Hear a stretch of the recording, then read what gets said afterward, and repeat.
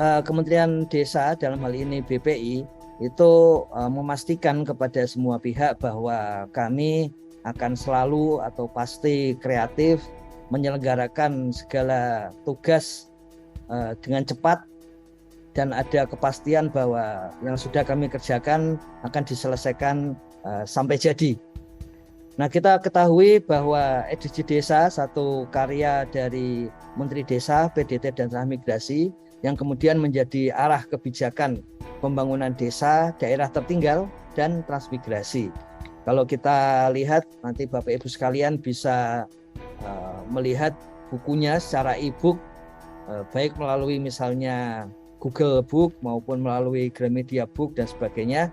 Dan sebentar lagi beliau menyampaikan bahwa buku trilogi yang kedua yang isinya adalah ukuran-ukuran yang beliau sampaikan bahwa sebagian dari ukuran itu silakan diinterpretasikan sebelum nanti beliau sendiri memberikan pemikirannya yang kemudian kita coba susun seperti pada saat ini.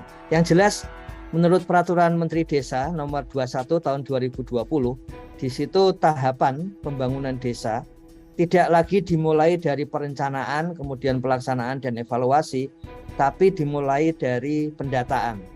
Jadi satu inovasi yang saya masih ingat pada waktu penyusunan Peraturan Menteri Desa ini, Pak Menteri sendiri hendak memastikan bahwa mulainya harus dari pendataan untuk memastikan bahwa proses pembangunan desa sendiri itu memang berbasis pada data dan informasi, terutama keunggulan dari pembangunan desa adalah data dan informasi tersebut bersifat mikro. Jadi beliau menyampaikan beberapa hal yang perlu kita ubah dalam pola pikir kita. Yang pertama bahwa basis datanya adalah mikro, basis datanya adalah yang ada di desa, dan di situ disebutkan ada by name by address menurut warga dan menurut keluarga.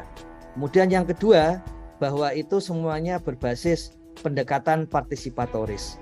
Seringkali terlewat bahwa meskipun datanya angka, sebetulnya SDG Desa itu pengambilan datanya partisipatoris. Dalam beberapa diskusi dengan kementerian dan lembaga lain misalnya, ada kesepakatan mengenai metadata atau ukuran-ukurannya, tapi yang belum banyak disepakati adalah bahwa meskipun ukurannya sama, tapi cara pengambilan datanya dari desa, dari Kementerian Desa adalah berbasis partisipasi.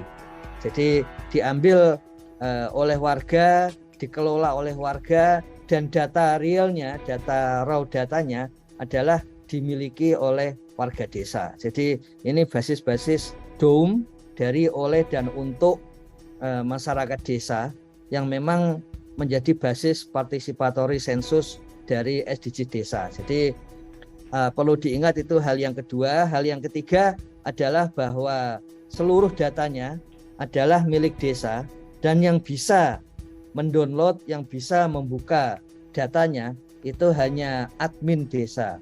Siapa yang memegang admin desa? Yaitu kepala desa dan sekretaris desa. Kenapa kepala desa? Karena kepala desa adalah pimpinan yang mengepalai desa. Kemudian yang kedua, sekretaris desa adalah sebagai ketua Pokja Relawan Pendataan Desa. Makanya kedua pihak ini yang memiliki kuasa atas data. Kalau istilah dari Wonogiri di dalam pawai kemerdekaan kemarin, ada desa-desa yang menyampaikan daulat data desa. Nah, daulat data desa itulah bagian dari kedaulatan desa secara keseluruhan yang memang dimulai dari proses pendataan. Kenapa ini penting? Karena memang itu bagian dari awal dari proses pembangunan untuk desa. Bentuknya seperti ini. Ini diambil pada hari kemarin, nanti kita bisa lihat lebih lanjut.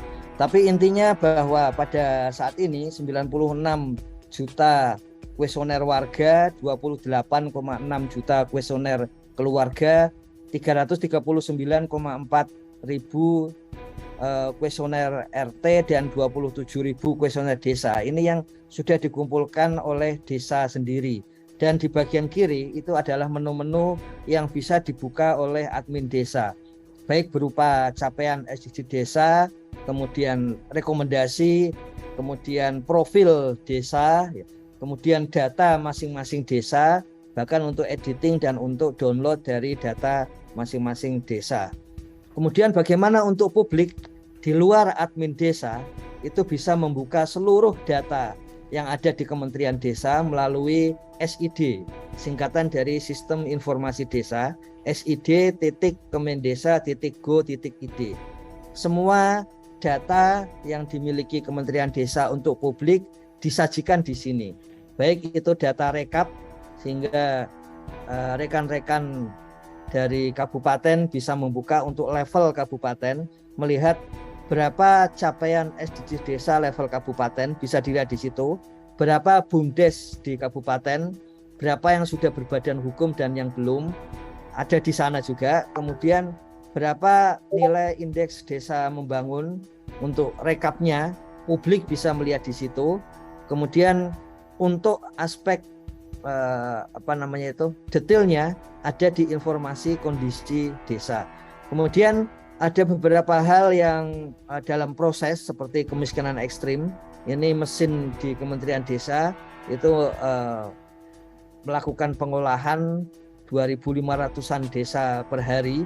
Makanya mungkin ada yang belum terolah, jadi mohon maaf atas hal ini. Kemudian di bagian akhir itu ada nama pendamping desa serta kontak Sapa Desa. Jadi Sapa Desa ini adalah tim yang dibentuk oleh Menteri Desa, PDT dan Transmigrasi, yang setiap sore melaporkan hasil-hasil menyapa desa dari tim ini langsung kepada Bapak Menteri Desa. Hasil dari SDG Desa 2021 menunjukkan demikian. Kira-kira seperti inilah hasilnya, yaitu bisa diketahui misalnya berapa warga desa yang miskin ekstrim, 7,7 seluruh Indonesia dari 62 ribuan desa. Kemudian berarti kemiskinan ekstrim di desa itu baru mencapai sasaran harusnya 0%, ini ternyata masih 54%. Ya. Jadi hitungannya adalah hitungan yang digunakan oleh Bank Dunia dan BPS, yaitu sebesar 11.900 per orang per hari. Kalau sekarang ada revisi dari BPS menjadi 10.700 per orang per hari. Nanti akan disesuaikan sesuai yang ada di BPS. Kemudian selain nasional, sebetulnya rekomendasi untuk tiap-tiap nasional, provinsi, kabupaten, kecamatan, dan desa itu juga sudah disusun. Nah, rekomendasi ini muncul sampai tahun 2030. Artinya sebetulnya tabel 2022 sampai 2030 itu adalah tabel dari roadmap SDGs desa atau tabel peta jalan SDGs desa. Yang hendak disediakan lebih lanjut adalah narasi dari tabel itu. Jadi dengan demikian, kalau sekarang tersedia tabel peta jalan SDGs desa, sebentar lagi akan disampaikan narasi terhadap tabel-tabel tersebut. Dengan demikian desa, kecamatan, kabupaten, provinsi, dan nasional tinggal mendownload dan kemudian bisa mengetahui peta jalan SDGs desa. Bagaimana untuk memadukan dengan yang kelurahan sehingga menjadi peta jalan satu kabupaten? Ini contohnya ada satu kabupaten di Bali yang melakukan sensus SDG desa juga di level kelurahan. Jadi bukan hanya di level desa, tapi di level kelurahan, sehingga terbaca semua data dari seluruh kabupatennya. Sehingga dengan demikian tidak hanya akan memperoleh data, akan memperoleh peta jalan SDG desa di kabupatennya, tapi ya peta jalan SDGs untuk level kabupaten. Kira-kira begitu caranya, sehingga memang memudahkan bagi pemerintah daerah, pemerintah pusat, dan khususnya pemerintah desa untuk menjalankan pembangunan sesuai dengan potensi dan masalah yang ada. Dan persis di sinilah kebutuhan atau manfaat dari webinar pada kali ini. Demikian kira-kira ini capaian data SDGs desanya.